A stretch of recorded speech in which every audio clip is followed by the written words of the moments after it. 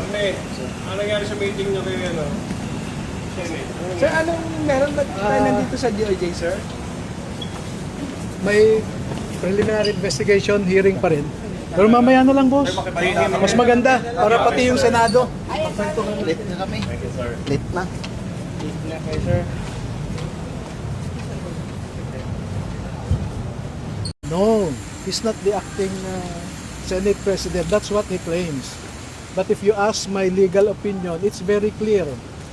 They keep on banking or they keep on relying on Avellino versus Cuenco.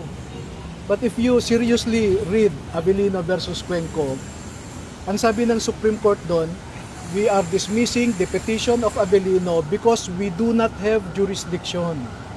So anything said beyond the dismissal is obiter dictum. No?